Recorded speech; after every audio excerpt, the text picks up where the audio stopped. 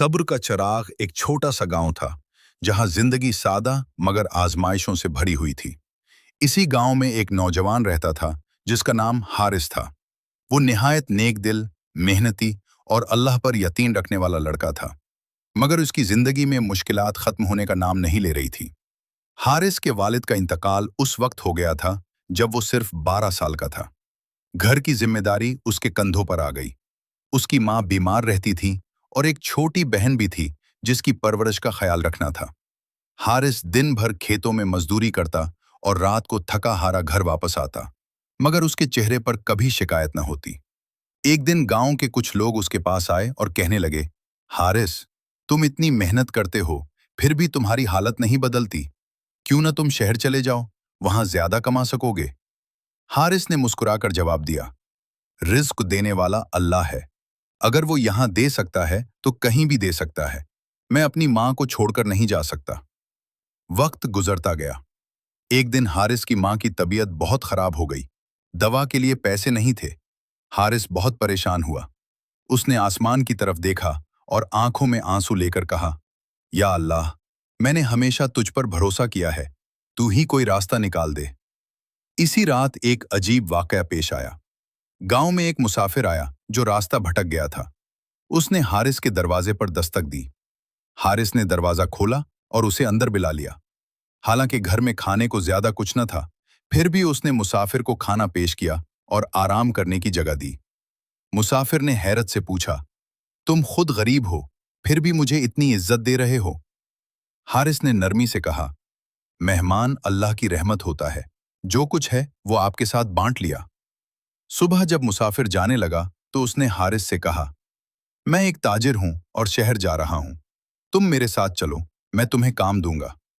हारिस ने एक लम्हे के लिए सोचा, फिर अपनी मां की तरफ देखा। उसकी मां ने कमजोर आवाज में कहा, बेटा, ये अल्लाह की तरफ से मौका है। जाओ, शायद तुम्हारी मुश्किल आसान हो जाए। हारिस ने मुसाफिर के साथ जाने का फैसला किया। शहर पहुंचकर उसने पूरी मेहनत और ईमानदारी से काम किया। उसकी सच्चाई और दयानतदारी ने जल्द ही ताजिर का दिल जीत लिया। कुछ ही अरसे में वो उसका काबिले एतमाद साथी बन गया। लेकिन कामयाबी के साथ आजमाइश भी आती है। एक दिन ताजिर ने हारिस को एक बड़ी रकम देकर कहा, यह रकम दूसरे शहर पहुंचानी है, बहुत कीमती अमानत है, इसका ख्याल रखना। रास्ते में डाकुओं ने हारिस को रोक लिया। उन्होंने उससे सारा माल मांगा। हारिस के पास दो रास्ते थे, या तो अपनी जान बचाए या अमानत की हिफाजत करे। उसने दिल में कहा, यह अमानत है और अमानत में खयानत नहीं कर सकता, चाहे जान ही क्यों न चली जाए। हारिस ने बहादुरी से डाकुओं का सामना किया और कहा, यह माल मेरा नहीं, अमानत है, मैं उसे नहीं दे सकता। डाकू उसकी जुर्रत देखकर हैरान रह गए। उनके सरदार ने पूछा, तुम अपनी जान खतरे में डाल रहे हो, सिर्फ एक अमानत के लिए? हारिस ने जवाब दिया, अल्लाह के नजदीक अमानत बहुत बड़ी चीज है। अगर मैं उसमें खयानत करूं तो दुनिया में बच भी जाऊं, आखिरत में कैसे बचूंगा? ये सुनकर डाकुओं के सरदार की आंखों में आंसू आ गए। उसने कहा, हमने आज तक बहुत लौट मार की, मगर तुम जैसे सच्चे इंसान से कभी वास्ता नहीं पड़ा। आज से हम ये काम छोड़ते हैं। उन्होंने न सिर्फ हारिस को जाने दिया, बल्कि उसकी हिफाजत भी की। जब हारिस वापस आया और ताजिर को सारी बात बताई तो वो बहुत खुश हुआ। उसने कहा, तुम जैसे ईमानदार इंसान बहुत कम होते हैं। आज से तुम मेरे कारोबार के शरीक हो। वक्त के साथ हारिस एक कामयाब ताजिर बन गया, मगर उसने कभी अपनी असल को नहीं भुलाया। वो गांव वापस आया, अपनी मां का इलाज करवाया, बहन की अच्छी तरबियत की और गांव के गरीब लोगों की मदद शुरू कर दी।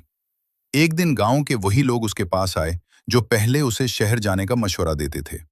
उन्होंने कहा, हारिस, तुम वाकई कामयाब हो गए हो। तुम्हारी कामयाबी का राज क्या है?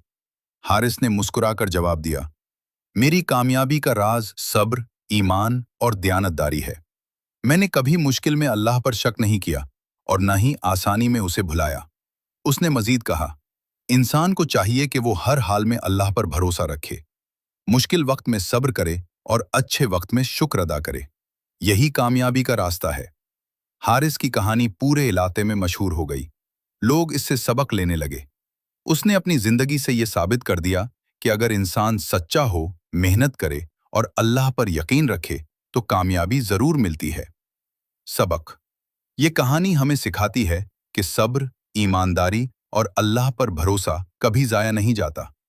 مشکل وقت آزمائش ہوتا ہے، اور جو اس میں ثابت قدم رہتا ہے، اللہ اسے ایسے راستے دکھاتا ہے جو وہ سوچ بھی نہیں سکتا۔